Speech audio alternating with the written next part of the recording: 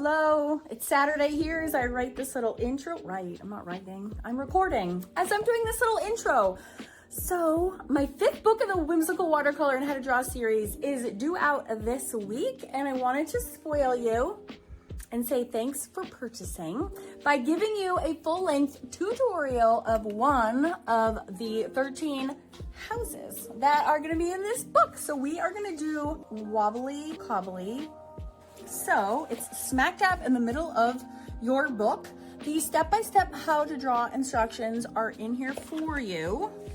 And then when you get to this stage right here, that's when you're gonna grab your watercolors and meet me at your desk, and we're gonna watercolor this together. I'm using the Keita Art Nouveau set, and I did a whole video on those last week for you to get you primed and ready so you know exactly what I would be using.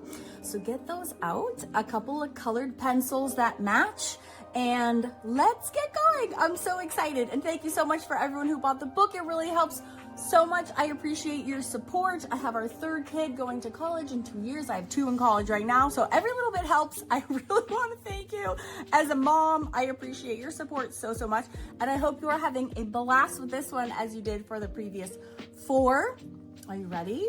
Okay, let's paint. Oh, and it looked like so many people had so much fun last week when I gave you the coloring pages, so I'm gonna pop in a coloring page for this house for you, and that will be in the Neat Suite. If you're interested in that, I will put information in the description box below. So excited to share with you my process in the new book, Happy Hooses. This is edition 5, as I've said, in the Whimsical Watercolor series. So today I wanted to share with you my process for adding dimension to houses. So in all of my whimsical watercolor books, there's links to free videos that talk about certain shading and my special tools that I like to use. But in the houses one, it's a little bit more subtle, and I wanted to walk you through my process for how to create the dimension on like an elevation. Fun fact, I actually have my background in interior design and architecture. So I actually, for undergrad, I studied at GW, George Washington University, and I wanted to be Jane Goodall, so I majored in anthropology. I went to Africa for months, studied human evolutions, and went to Belize and studied monkeys, and I was really interested in all that. Well, it turns out you can't really get a job in any of those things. So I restarted in graduate school and took 2 years to learn architectural drafting. And so this book for me is actually kind of hits home because it's a super throwback to my world at like the very early 2000s, before I had kids, before I was married, and learning how to do kind of render exteriors of buildings. So this is called an elevation, and that's when you're just looking at like one side of a building. And it's so fun to be able to share with you the fact that this was something I learned in that graduate school program, and I thought it was so interesting, which was, I can't even wait to tell you, which is, I thought this was so cool. You don't need to like fill in all of the things on the facades of buildings. Like you can do all the shingles, like I've drawn every single one, but you don't have to. You can even just have like little tiny peaks of them, and then your brain instantly is like, oh yep, I know, those are stones, I know what it is. And it kind of like fills in the understanding for the rest. And I always thought that was the coolest thing in the whole entire world, because like who really wants to draw all these stones? No, not me. I have like dishes to do and things. So I thought that was so cool. And in case you're wondering like, how come this isn't all filled in? Why do you only see little peaks? That is why it's so cool. So today I want to talk about shading on homes and structures, and it's a little bit different because we're talking about a flat surface here and light sources and how to create that look of dimension even on like a flat wall like this. So first of all, let's talk about light source. We're coming in for this one. We're gonna pretend we're coming in from the left. That means this side automatically, it's quite literal, will be lighter than whatever is going on over here. That's for the overall wall. And then like specifically on different parts of the house, that's also true. So like this part is gonna be lighter than this part, which is gonna be darker. Conversely, these little nooks and crannies here are in shade because the light is coming here and they're hitting this wall the window is recessed, so this part will be dark. And I know it's confusing, but it's really worthwhile to think about all the pieces of the building that you're drawing and think about, like, if I was standing in front of that door under that overhang and the sun was coming this way, would I be in shade? And you would automatically know, like, well, yeah, because I'm like under this thing, right? And if the light is coming this way, directly left, would it still be shaded? Yes, but probably more on this side than on this side, right? So it's helpful to like put yourself in the shoes of the drawing, literally, and that will help you so much to know what to make shaded and what to leave highlighted. So for this whole book, I'm actually deviating a little bit. In all the 4 preceding books, I was using watercolors by Prima. I was getting a little tired of that because 4 books is a lot. So for this book, I'm going to be using this Kuretake set, and then I have like a little add-on set that I'm using just for a few colors. So you don't need to buy anything for any of my books. I give you my actual literal swatches. So you can always just eyeball and grab watercolors at home that are in the same color families as the one that I'm using. That is always completely fine and appropriate. I am working on Fabriano hot press paper. That's the same paper I'm using for every single drawing in watercolor in every single book. It's my favorite. Hot press is smooth watercolor paper. It doesn't take water as much as cold press, but it's amazing for drawing. It's kind of like Bristol. It's like super smooth. So it's spot on for this kind of drawing with a pencil, then tracing with a fine liner, and then watercoloring in. It's just perfect. So for this lesson, and this is quite special because normally these full-length lessons I reserve for my club members at Awesome Art School, so I hope you enjoy. This is going to be, this left side, like I said at the very beginning, will be lighter, and this side is going to be darker. So immediately I pull out my swatches, and I'm going to be looking, I'm going to do a blue house, so I'm looking for always a light, a medium, and a dark, and that's every color family. That's in every project, whether you're doing a portrait, whether you're doing a furry cute little animal, or whether you're doing a house. It's always good to have 3 colors in the same color family: light, medium, and dark. And if you follow those things, you are going to be good to go, my friend. So for these, you can do that one of 2 ways. You can either add water to, you can do like one color. I could do like this grayish blue and add water, a ton of water for the light, less water for the medium, and almost no water for the dark. Or you could do 3 different blues. I could do like light, medium, and dark. And they're both valid ways, like totally valid ways, which is why you don't have to always buy watercolors. You can always just use what you have in a lot of cases. So you're gonna pick the 3 in a row that you see, or take one color and add increasing amounts of water. I'm super lazy, so I just grab what I can off my palette. I'm like the laziest artist in the whole world. And I'm not sorry, super fun way to work. So you should always work whatever is magical feeling to you. So my brushes I always use are brushes by Polina Bright, but I also have 3,000 other brushes that I'm sorting through to get them out. You think I've used that one a lot? Yeah.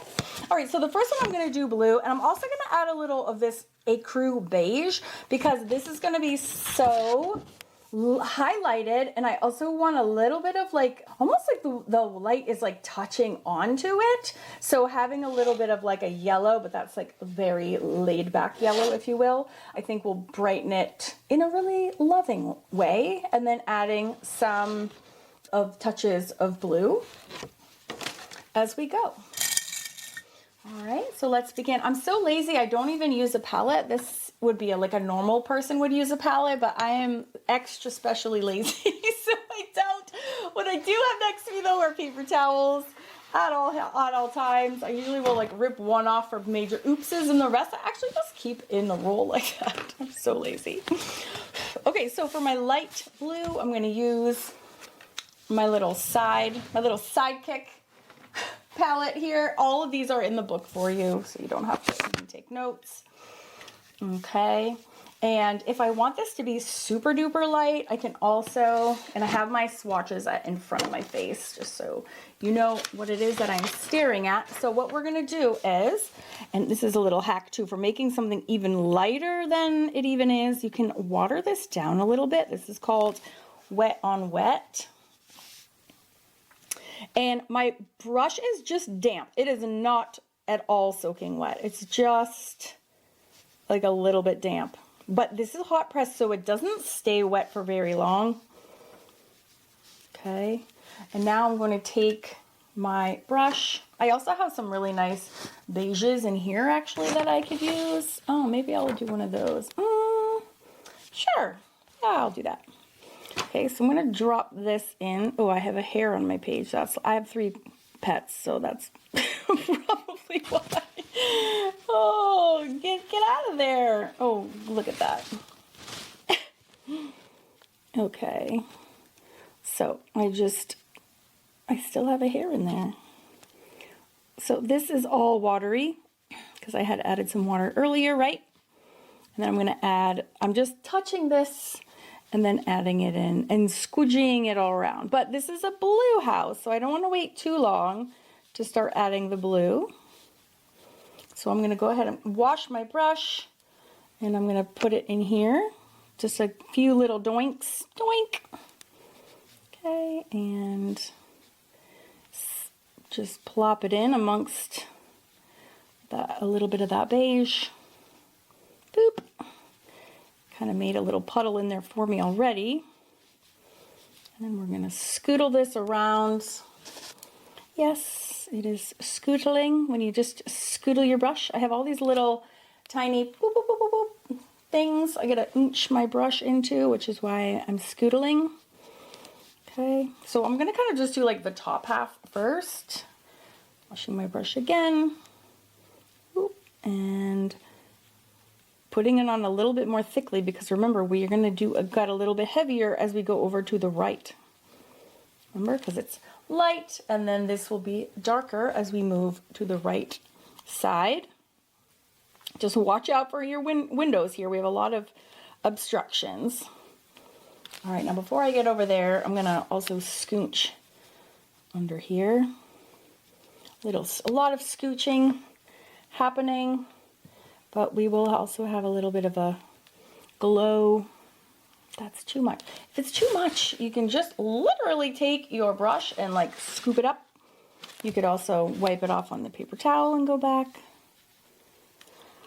So many ways to clean up watercolor. I actually recently did a 20 ways to fix your watercolor mistakes. So if you need, oh, I just put my brush in the complete wrong color.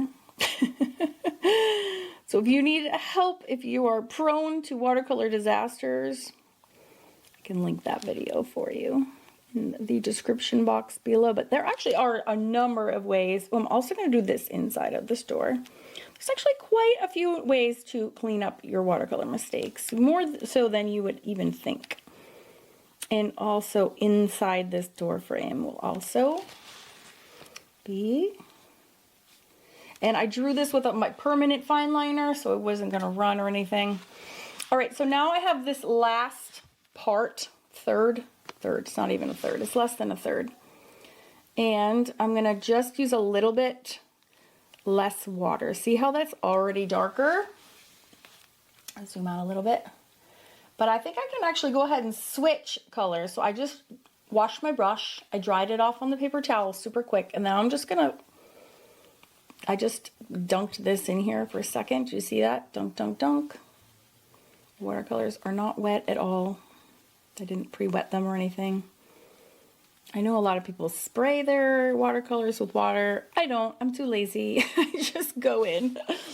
I'm telling you, I'm the laziest. But, like, it works. And you should do whatever works for you. If you don't want to be lazy and you want to be precious, then definitely do that. I'm crazy. And I'm going to put this medium color here, too. I touched upon this inside of the doorways a little bit while I was chattering at the beginning. about how these windows and doors are recessed, so this would get a darker line, but we can work more on that later, just in case you're like, why is she putting that there? And I'm going to use that grayish blue, this one now, that darkest blue. Just adding a little bit of water to my palette because it was very, very dry.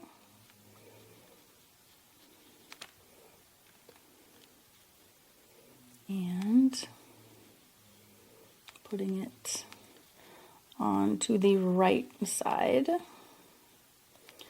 of my pour soaking paper. Quite literally down the left. And I'm letting it moosh into the blue that I just put down. That's fine. They're all going to be watercolor friends here in a second. And we're going to do this straight down. We go. I'm going to leave some of these bigger rocks open for some different colors.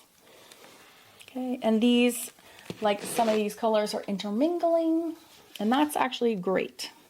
This paint, this watercolor paint, is a little bit chalky. It's a little bit more opaque than regular watercolor. If you've never worked with it before, it is a little bit different. It's like almost like heavy. So if it feels a little weird, it's because it is a little weird. But the colors are yummo. And of course, you're welcome to use whatever colors that you have kicking around. Oh, and let's see. I'm gonna make the chimney the same color. I think I'll make that a gray. Okay. So once you have all of that, just gonna add a little bit more dark up here. Squidging. Add a little bit of that medium blue, just to get my colors straight.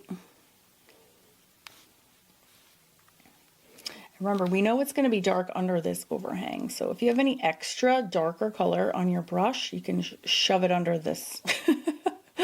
For lack, I know that's very technical. Shove your dark watercolors under the overhang.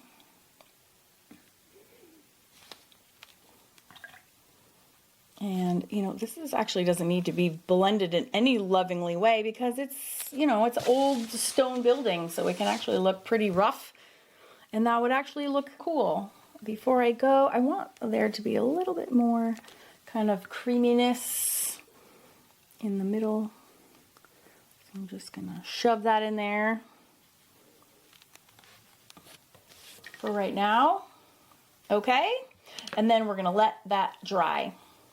Okay, I just dried this all with my hair dryer. Now we're going to move on. We're basically, for this step in the book, this is the semi-final, and then there's the final. So this is, and you'll see this in the book when you buy it. You'll see both the semi-final today and the final and how it ends up. But also you can do it with me once you have your drawing all set like I do. And at this stage, which is the semi-final, which is when we're introducing color, we basically just want to cover the white of the paper absolutely everywhere. So we have our kind of first coat on the whole house that we just did together. Now it doesn't matter what we do next. We just kind of pick each part and we're going to fill it in with a watercolor. So we could do like the chimney next, say. So I'm going to use this lighter one for the left-hand side, and then the darker one for the face of it. It's super similar to the color of the house, but I just love all the colors, so I'm just using them all because I wanna. So here's my little mini palette. So the light gray, I just do two little doo-doo with a white brush. Oh, wet brush rather. Okay, and I can fill that in. It's going in a little thick, so I just washed my brush. And now I can scoot what is there down a little bit. One little touch to get a little bit more watercolor there. Okay, so that's the lighter side. And then the front face of it can be this darker. And it's kind of it's also a very similar gray, as I just said, as the house as well. What really brings it all together is at the end we'll use colored pencils to kind of go in and individually make certain parts lighter and darker, and that will make it look more like stone than it does now. Okay, so that's done. Next, we just have to literally go around and color in everything. Let's do the roof. Just be careful you don't get it into the area that we just did because it's still wet. So what did I say? We want 3 colors, right? So for this, I want kind of like, those tiles are like Spanish tiles where they're very much super warm. We could even do this like vermilion one. So we could do like 1, 2, 3, or we could do 1, 2, 3. So any of these. We could even add some yellow if we wanted to. So remember, it's always like a light, medium, and dark. And so I think I'm going to start with a Mars yellow. Yeah, maybe I'll start with a little saffron. It's so happy yellow. It's like a shocking yellow, which will be more the ones that are closer. Right. The ones that are facing this sunny part, which we already established was coming this way. So I've dotted in a little bit of yellow. Sorry, I have a running joke with my best friend. When we say little, we have to say it with a British accent, which makes absolutely no sense. So I just apologize for my chronic immaturity. All right, next one. Let's hit this with, I think, either the yellow or we could do a little of both. Let's do a little of both. Tiles are like dirty and yucky colors. Not yucky, but they're dirty. They're roof tiles. So probably just chucking in a bunch of colors would be great. So I'm just kind of swiping this color. And now I'm going and getting this Mars yellow, which is this gorgeous red. It is not red, it's orange. I don't know, I just say one thing and think a totally different thing. And these are still wet, and that's totally cool. I'm just touching this down to the paper at this after just adding those other colors. And they're all getting intermingled, but they kind of look roof tiley when you do that. Now, this little section over here is going to be totally the darkest because it's this chimney, right? If you imagine yourself sitting on that roof, if you were sitting on this part, the chimney would be blocking the sun. So that part would be the darkest, which is why I'm going to add a touch of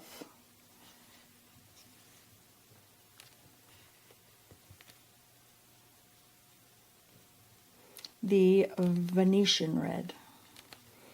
And we can add that into these places too.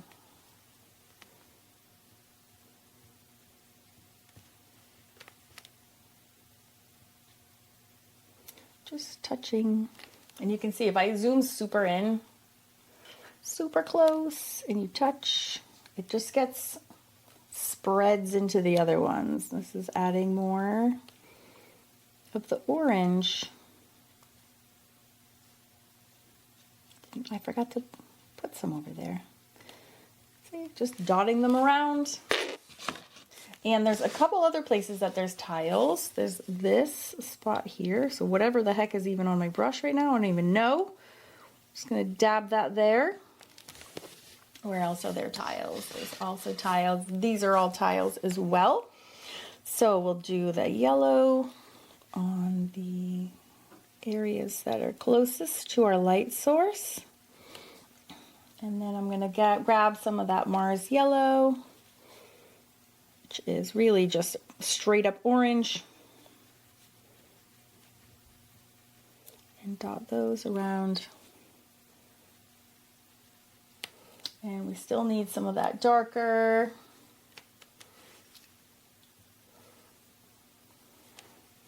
This is the Venetian. I keep saying Venetian. Oh, it is Venetian. Okay. I'm like, am I saying that right? What am I even saying? Venetian red. Kind of popping that in. I really like that kind of mottled look. And in fact, these are getting quite kind of solid up here. I think I mixed too many colors in. So when they dry, we'll use our color pencils to kind of fix that. Color pencils are magic when it comes to watercolors. Just dotting that Venetian red in there. Okay. All right, we gotta cover everything. So what else needs to be done? Let's do this same whatever mix of browns and golds is on my, I'm using the Mars yellow for a wood door. That makes a really nice wood color. I don't know what these brackets colors are supposed to be, but right now they're gonna be the wood color. And I'm gonna add more of that yellow brown. That's this one here at the bottom. It's really the closest to like brown that I have. So I'm gonna make sure to add some in here. This is the Art Nouveau set by Keita, and it is quite a limited palette, but I actually love working with a limited palette because it restricts your choices and you're forced to kind of make do with what you have, and the result is always super fascinating to me. I love working this way. I don't know why, it's just weird, but it's a weird habit, but I really enjoy it. I think it's just kind of like, nope, this is what you have. You figure it out, figure out how to make it work well, and it's less overwhelming when you have a super limited palette as well, because you just are like stuck with your choices and that's it. And I actually find that very kind of comforting. I'm going to make this planter. I don't even know what this is. Oh, sorry. Couldn't see. I'm so sorry. I got so caught up watercoloring. Oh, and I forgot I had these stones left over. Well, let's make, maybe we can make some of those more of a brown as well. I think it's really cute when you have kind of off-color things here and there. Kind of cute to pop them around. And then there's this planter in the back, and maybe that's the same color as the chimney. For composition wise, it's really nice looking if you take the same colors and you repeat them in different places throughout your composition. It's a great way to like make your whole piece stand together. I'll even put some of this chimney color, excuse me, in some of these stones.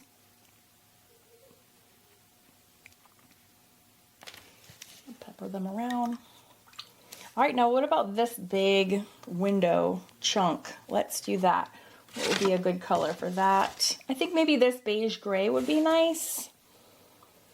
These also would look nice. There's really a lot of flax beige would look nice. Any of these colors. I'll use yellow brown again because I've already used it. That way when I'm doing the book there aren't like 90 million colors. There's only so much room on my page for all of these. Oh no, I forgot those tiles. Let's add those tiles in. Forgot.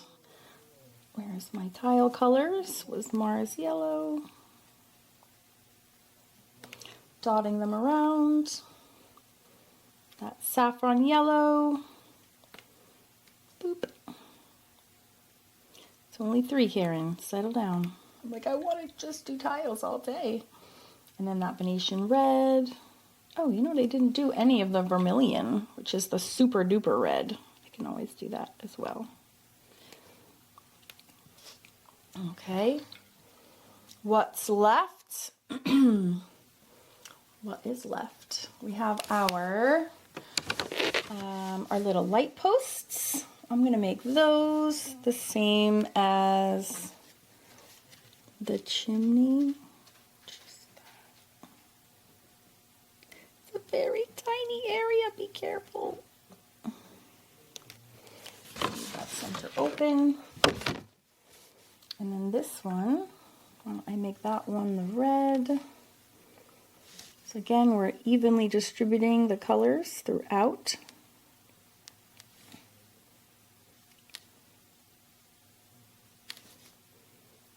I'm using my paintbrush like a pencil, which is actually very funny.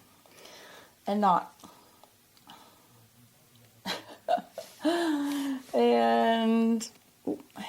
open stone. Let's get those stones covered in.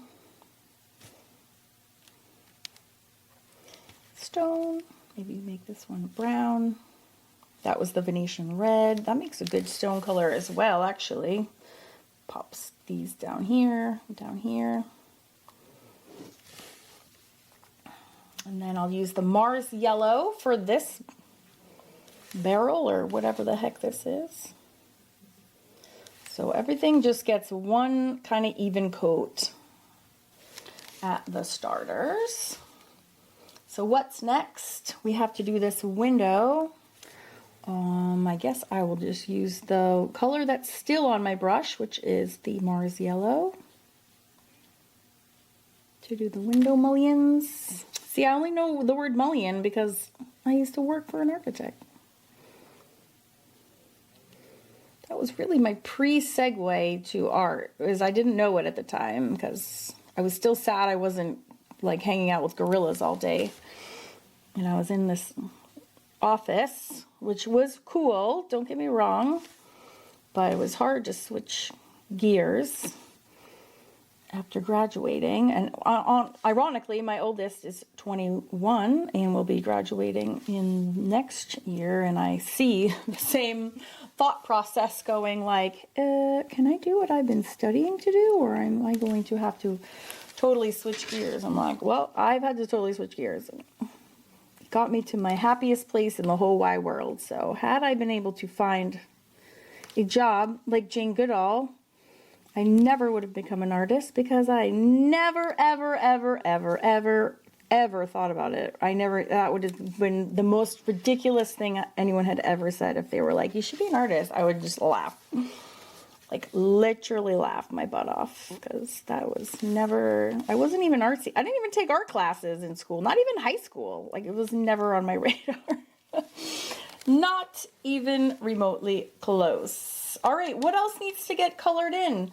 We have around these doors. Okay, if the sun is shining this way, this part would be quite light or bright. So I'm going to make that the color of the house. I just forgot to put it on the first time around, which is that. Oh, I just grabbed the wrong color. Ecru beige is that color again. Ecru beige. What else needs to get done? This door also needs to get done. And that's similar, where it should be light. So I'm using the light blue. And I'll just cover these 4 ones with the light blue. And then the ground. Oh, wait. I need to do this window. That's going to be dark because it's under, remember we said the recessed, the windows and doors are recessed. So that one, oh, actually that one would be light. Whoops, I'll have to undo that. So to undo that, you just take a paper towel and you can lift that out. And we have the ground. I'll give it a proper ground when it's all done. What else? What else? Oh, we have this little bin over there on the side. I'll make that also the chimney color.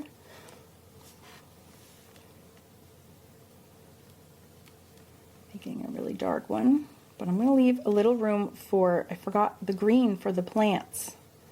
The plants are going to have a little bit of a center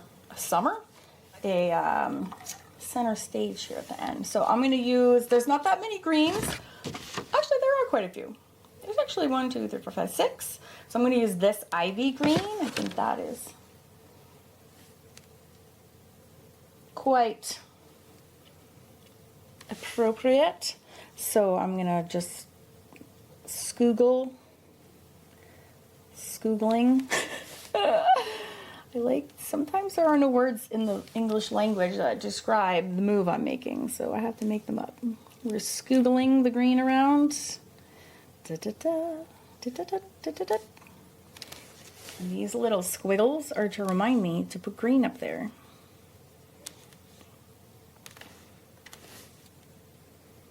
Okay, so this is the semi-final. This was the, everything just gets covered up. Just dropping my brush everywhere. And the only thing left to do is the inside of the windows. And I think I'm going to have them glowing a little bit. So I'm going to make them yellow in there. That's the saffron yellow. There's really only one yellow to choose from. So saffron yellow it is. I'm just going to squiggle my brush and cover in those places. What I love about Whimsical Watercolors is it's actually quite systematic. The semi-final is you just cover all the way to your paper. And then the steps to finish it off, which you'll see as the final in the book, is using, I'm going to make these lanterns also have yellow inside as if they're on, is doing just a second coat of the same colors wherever you need it to be brighter, and then adding color pencil to like accentuate any of the areas as well. All right, so because I'm literally making this for the book, I need to dry this with my hair dryer, and you should do the same thing. And then I'm gonna scan this in my scanner. I'm gonna put it in my book and then come back down and we'll finish this together. Yay! So it'll be a pause for me, but this will be seamless for you. All scanned, and now we're ready to go to the next step, which is systematically adding darks in our shaded area. So we're gonna do it underneath the overhang. So like here and here and here. I already said there. Okay, and those will get nice and dark up under there. And then we're gonna rifle through our just crazy colored pencil stash. Hopefully yours is not as crazy as mine. I just pulled out any pencils that remotely looked like any of the colors that I've already used. That's my very scientific process. I'm not gonna end up using all of these. I just literally grab them willy-nilly. If they're like close to anything, I take them out. I might even have to go get some more. I keep seeing ones like, ooh, that would be a good one for the tile. Maybe this one's too bright. Maybe that's the same color even. Okay, and then at the end, what I'll do is in the book, I will take a picture of the ones I end up using in this very video, and then I'll put it into the book so you can see exactly which ones they are. I don't put the names because there's so many that are like almost identical to one another. I don't want you to like fish around the world for these. Exactly. Just any color that's close enough is literally good enough. So enjoy. Okay, so we're gonna intensify the watercolors we have first, let all of that dry, and then colored pencils go last. Now, this watercolor is a little weird when it's on thickly. The colored pencils don't actually like to work on top of it. Just heads up, it's a little strange. I haven't encountered that before, but it's definitely a thing with these watercolors. But if it's just like a normal coverage, then there's absolutely no problems. But also don't stress because it's Whimsical Watercolors, so like, it's a little wonky, if it's a little weird and uneven, it just makes it look cooler. So let's dive into, I'm dying to get into the blue. So remember that the third darkest color we used was grayish blue, so I'm gonna start there. I'm using a little bit of a smaller Polina Bright brush. I almost just said toothbrush, I don't know why.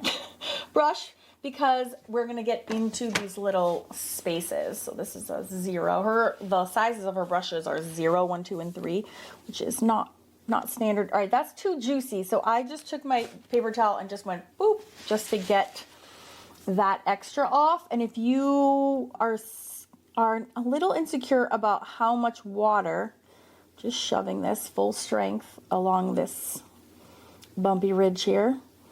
I have a whole video on like exactly how much water to use.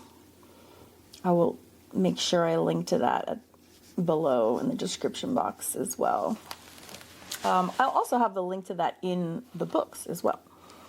All right, now if this is a little solid, I'm going to take just a damp brush that has water in it, and I can run it along the bottom here and it'll actually blend it out. My good friend Lucy Bryden has this cool trick that she does, and I always forget until I do this move, and I'm like, oh, why don't I remember that move? Which is she always works with 2 brushes. She has one for the watercolor, and then she always has a one that's just water for a damp brush. So she paints with one and then she blends with the next all together, which is so smart. I never remember to do that though. It would definitely work here. It's a really good process to go through. So be smart like Lucy, or you can be forgetful like me. Now this is a lot of stuff kind of left over, so I'm just smooshing it all around. Okay, so remember this whole left-hand side can be a little darker, so I'm gonna get a little bit more of that grayish blue. And again, that's very concentrated, so I'm just using plain water. If I was Lucy, I would have it on my brush already, but I don't. And I'm going to shove it under this awning there. Okay, and it can go down the side. Now, this is a little lip too, so it can also go under this window.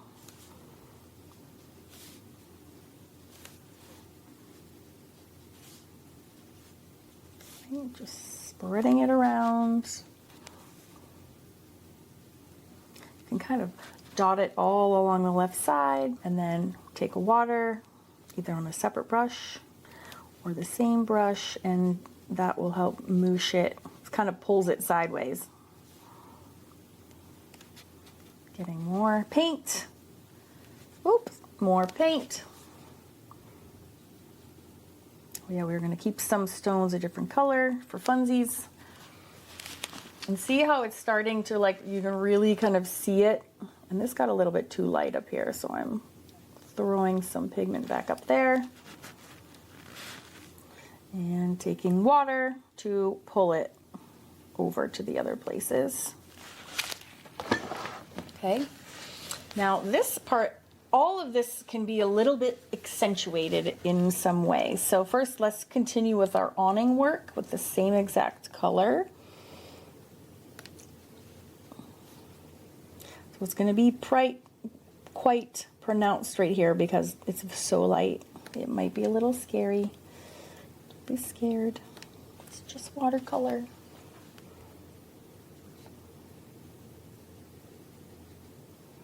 And dancing it underneath the awning here.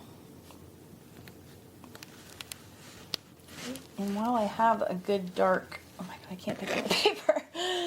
You also want to shove that, remember, in these little sneaky side parts. Oh, my brush can barely weasel in there. Here and there. And here. And just remember, don't stress, whatever we don't do with our watercolor, we can do with colored pencil. And this should also be dark. Ooh, sorry, cut off there. Okay, so that's dark. You can run it on the door even. And same thing in here. I'm just lathering it all over the place. Let's do it. Okay.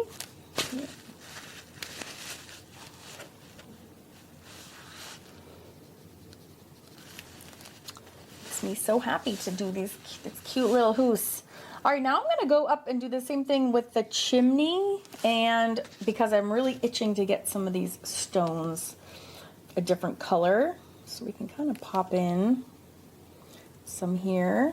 It looks a little bit cooler since it's stone to be a little bit mottled, if you will. So just doing a little tappy tap into that gray. Kind of makes it dirty because it is kind of dirty, but like, I say that with love. Oh, that's the wrong color. Why do I always use the wrong color? It's the gray one. I was like, man, that looks really blue. That's because it is. So just getting these stones, kind of a little bit of a different color to kind of break it up so it's not just random yellow. It's a little dirty. If we were doing one of the animal books right now, I would be using the dirty blending stump for this step. But I thought it would be good. I needed to take a break because of the animals after a while. After 3 books in a row, the techniques are actually all the same. And I was like, people might really be kind of yearning for something a little bit different, a little bit the same, a little whimsy, but a little bit different. So hopefully this says satisfying to you as it is to me. All right, so up here on our chimney, this little, what is this called? I think there's an actual term for it. Lintel, perhaps? I know that's in a window. I forget, it's been so long. We'll cast a shadow like underneath the lip of this. So then I'm just gonna model that gray down into the stones, and whatever else we want to do later with the color pencils, we can. Oh, it looks so much better, like so fast. It's really crazy how it starts to come together. All right, where else can we punch up the watercolor portion of this? I guess I can just do, actually I'm like actually really super happy with everything. We can definitely, I need some darker colors up in the roof tiles, but I don't actually have like a really dark brown, and I'm too lazy to mix always. Yeah, I think we can just go right to our colored pencils at this point. If you don't have a lot of colored pencils and you want to keep working for a second, trying to think, one that you could use, this Venetian red seems to have kind of lost its spark in a lot of these, so you could punch up the tiles using the Venetian red quite a bit. Just kind of swiping them on the right side of every tile, because they kind of curl this way, so like the sun will make them lighter on the front and darker on the back. So I'm just swiping Venetian red kind of in the back of all of those. And also I just noticed that I left all of this this is all unwatercolored. So actually I'm weaseling in watercolor on the face of this tile edge. Eee, it's such a tiny space. Yikes.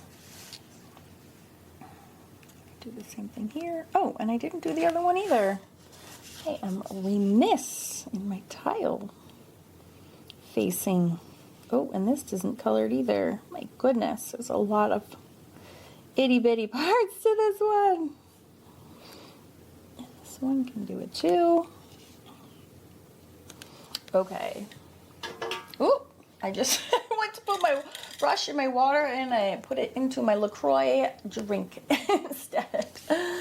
Okay, last but not least, last call for watercolor. When we switch gears, we're not gonna go backwards. So you have to finish all your watercoloring before you get to the color pencils. So let's see, this barrel can get a little, oh, this one too. Even stuff like that, part of it will be shady, always. And part of it will be lighter, no matter what you're doing. Use at least 2 shades, preferably at least 3, but two will be good. Okay. Next very important step is we need to dry this with our hair dryer or let it dry overnight, but I have no patience for that, so I dry mine with my hair dryer. And then when I come back, we will be ready to do our finishing touches in the whatever color pencils we end up using, of the ones that match the paint. All right, we'll come back when this is all dry. All right, ready to take this home? This is all about some colored pencil love.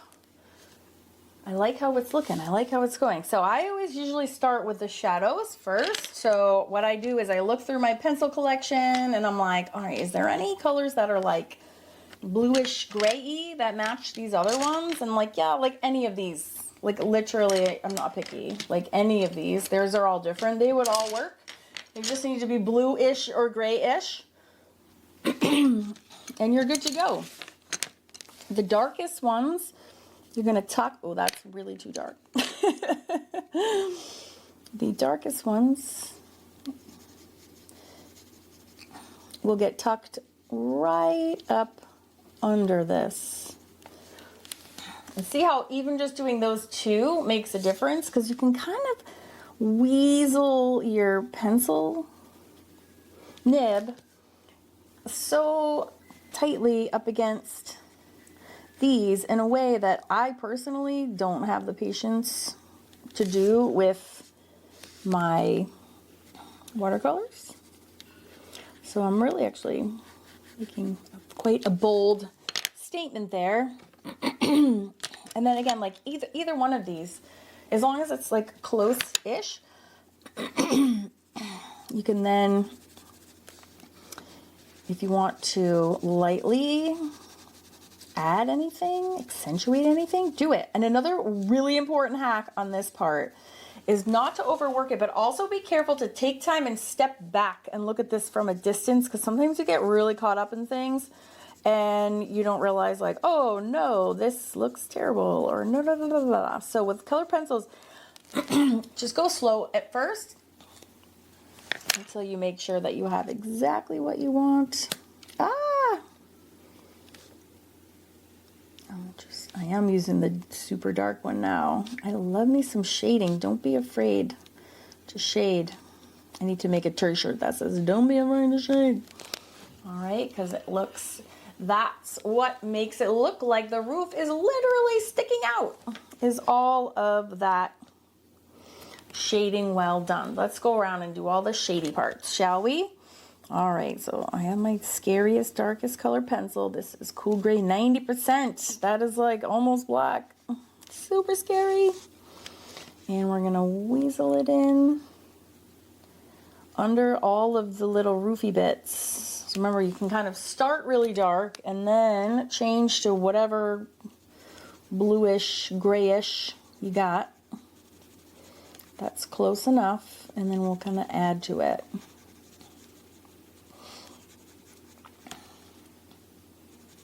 Okay, and then I'm gonna like look away and be like, okay, now it looks like it's sticking out. That's how you know you're doing it right.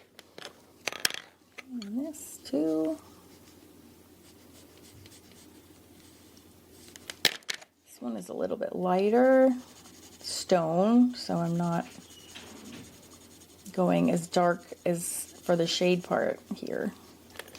I don't even understand what the heck this even, which I even drew here.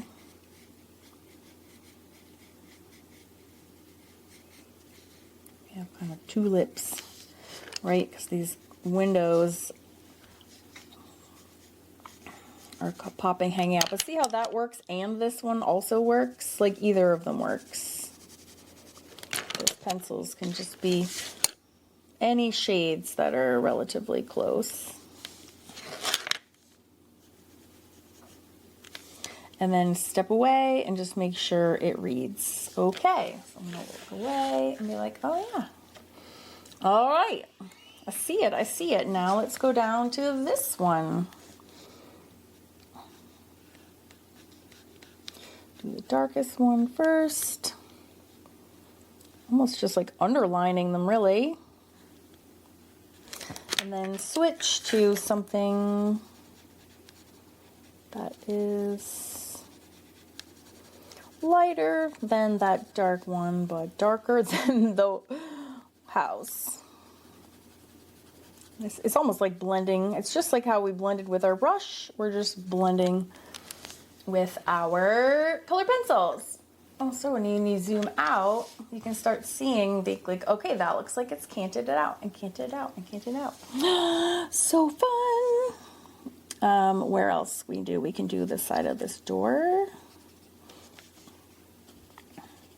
And yeah, one thing you'll notice by going through the books is that you'll realize when it comes to always going from that like semi-final to final, and this is the same with all the whimsical animals and things, is that it's the same, you just repeat in the same art supplies, you repeat the same areas over and over again.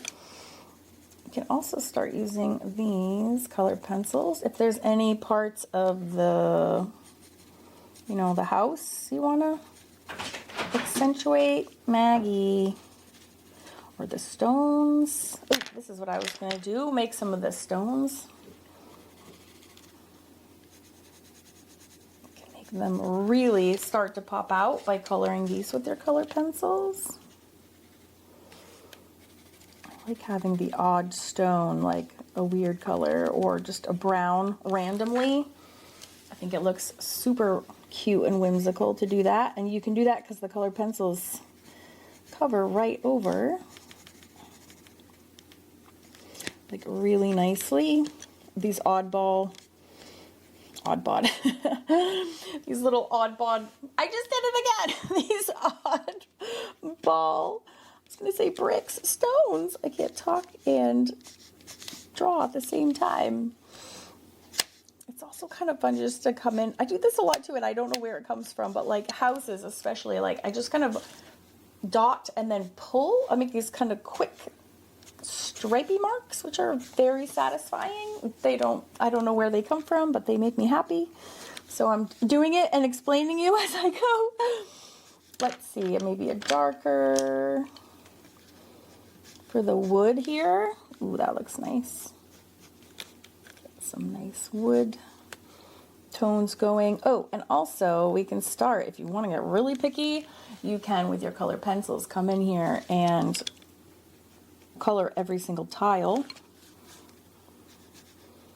There's all these white marks. You can fill them in. You can also use light colors as well. So let's go around and touch up some of these roof tiles. That one doesn't even cover, so put that one away. Whichever ones I don't use, I'm going to put in my bucket so that when you pick up the book, you'll know exactly which colors I ended up using. But of course, you lucky folks are watching the videos, so you already get first glance, first dibs. Just kind of putting some fun. Oh, I just realized I'm shading the wrong part of the window. If the sun is coming this way, oh no, actually there would be. It would be a little bit dark on the left. I was like, am I doing this backwards?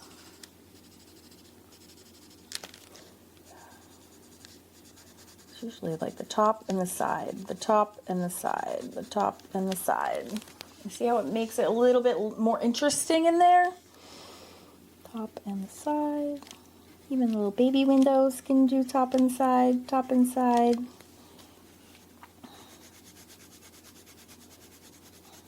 Just make that was like a little boring.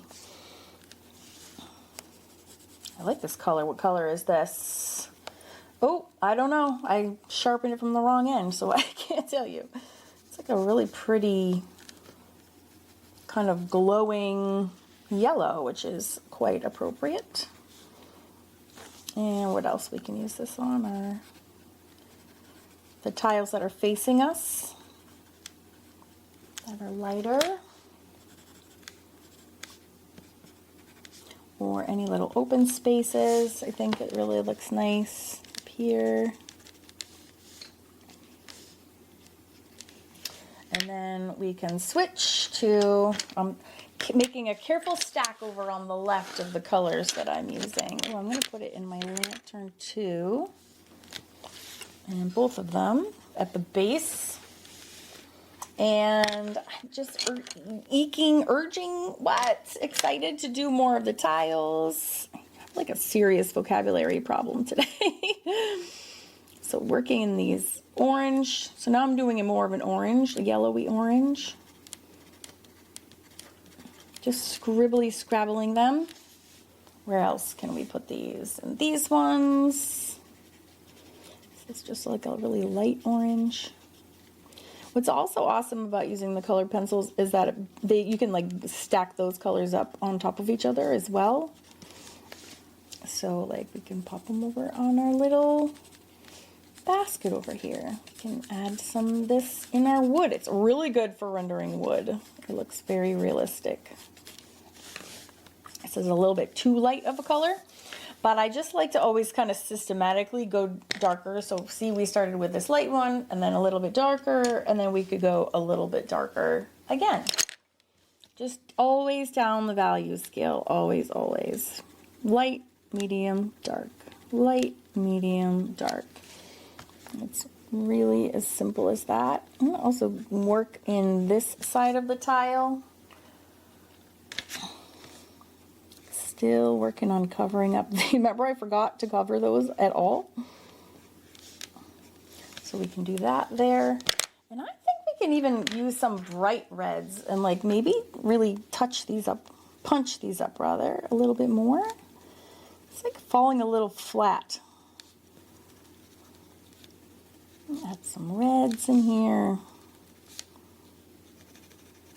And if it's you're like, yikes, that's too much, Karen, then you can go back with like a less crazy red and knock it back. Nothing is set in stone. Nothing is set in tile. Do as much of this as you want. Remember, these ones over here are going to be darker because that chimney has it shaded, so that one can be really dark, like super dark gray. I'm not even coloring the lines. I don't even have my glasses on. I'm just winging it. But that's my favorite way to roll. So we can have some of these darker lines too.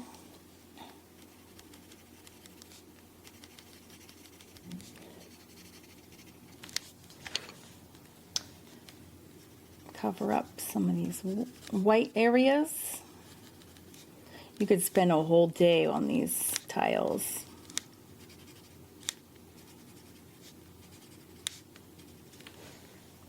Okay, but then just look, zoom out and just make sure it looks fine once you zoom out. It's always a little disconcerting to look at everything super duper duper close up.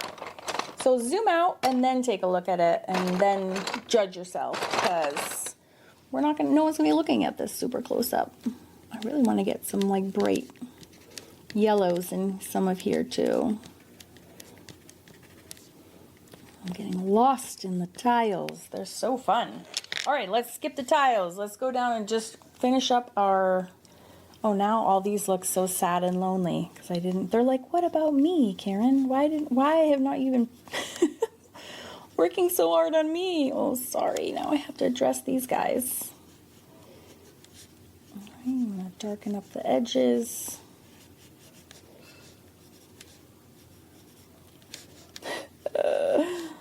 Oh. And then any number of these again.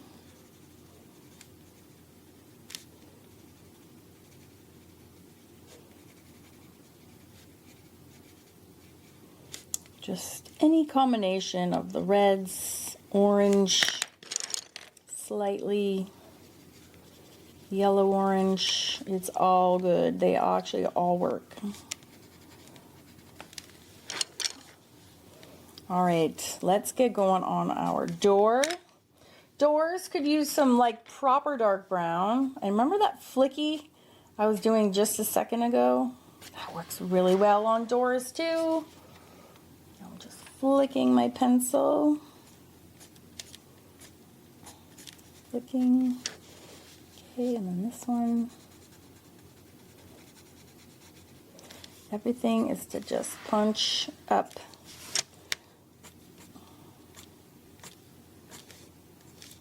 Isn't that weird how Dory, oh look at, I didn't color these in, quick, got them in.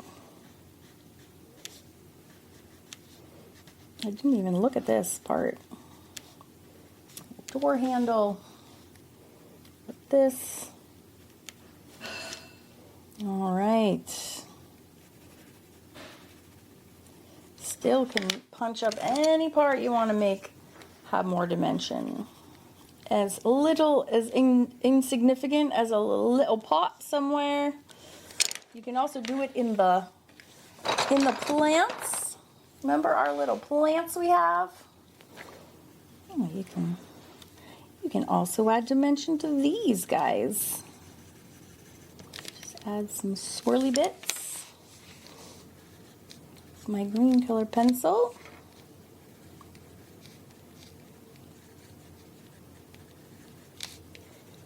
Even just anything, everything. Try adding darker shades, darker and lighter. Darker and lighter. All right, now last but not least is always the final finale is doing highlights in the ground. It's always the most satisfying part. So I'll do the ground first, and then the very last part I will do the highlights. So for the ground, what's a good ground color? I like the Chimney color that we had before, which is just a gray. So for that, I'm just going to take my brush, get some watercolor on it, and I always tuck. You do a tuck and then a swipe. This is a big tuck because it's a big building. Tuck and then you swipe. Okay, tuck and swipe. And extra swipes. All right, that's as simple as that for the ground. And then we can always, always, always add some little highlights to wherever we want. So I'm going to use my Copic white. This is my favorite. It comes in a little, it looks like a nail polish. Okay, that is really fun. You just have to be careful when dispensing it because it gets a little bead at the end. But first, before I do that, I'm going to just dry this with my hair dryer so I don't accidentally lean and mess up anything. And then we'll apply the highlights. Okay. Final moves. All right, I'm also going to add some stones here because it looks really weird that it's just kind of plain on that side. So rounding those out with a few more marks. And then it is highlight time. All right, so I really like this Copic white. And we know that the sun, wait, we've said it many, many times, is coming from the left, shining over here. So if this was a really bright sun, we could, if we wanted to, add some very quite pronounced highlights if we want to. Like all of these tiles would have a, you can even go this way, would have a lovely highlight because they're all facing the sun. And they're glimmering. They're glimmering in the sunshine. Which is why there's highlights on every single one. I get a little addicted to highlights, and I'm not sorry. So that's a great place. You could even have someone in your little light post. You could even have some in our, if the panes of glass is in front of the mullions, you can actually do wide sweeping highlights on over the windows, and if not, you would just go inside the panes. So you can do either one. I just love me some highlights, so I'll do excessive ones for the sake of this demonstration so that you know you don't have to be afraid. Oh, don't forget these ones. These ones can also, that sun is so bright. And it looks like they're all shiny. They're so cute. So you can put them anywhere you want. It's very freeing. You can put some on your pot down here. And anywhere else that you think might be picking up the rays, the sun's rays. So that is my favorite part. And put my lid on. So, I hope you had so much fun with me today. I had such a blast. You're going to see this exact project in the book. And I'm going to take a picture of the pencils that I used, minus this one. I think this one was too much, maybe. Okay, and then you'll see those on the side or at the bottom so you know exactly what I used and you can remember and go have some more fun. The only other thing I would do, I think, you know what we need before we go? I think we need a little bit more of these playful greens about. Oot and about. I just put my brush in the wrong color. So be it, but I love these little dots of green, so don't be shy with your colors. I can't wait to see yours. I'm also gonna cover these in, and I'm sure when you do your version, you'll have all sorts of little tweaks that you'll also want to do. I get stuck sometimes. I'm so sad it's over and I don't want to leave. And I'm like, wait, I just want to tinker a little bit more because it's just so fun. And if there's any questions you have about anything, please pop them in the comments for me. I would love to connect with you and answer anything if at all possible. I am here for you. See, this is me futzing. I don't want it to end because it's just so fun. You can also follow me on Instagram and Facebook. This is where I post little sneak peeks of all my little things that I'm doing all the time, every day. I try to post a reel every day, so come join me there if you're not already.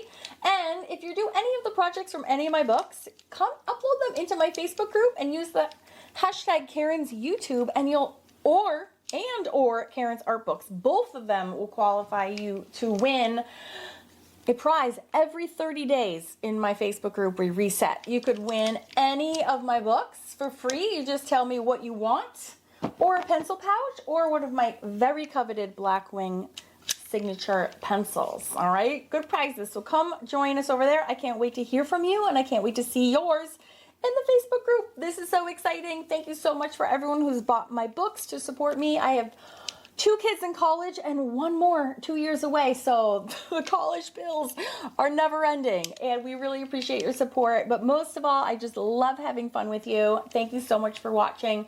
And you can check out these videos for more info on the different techniques I was using today, like how much water to use, what my favorite little sneaky pens are, and enjoy. Bye.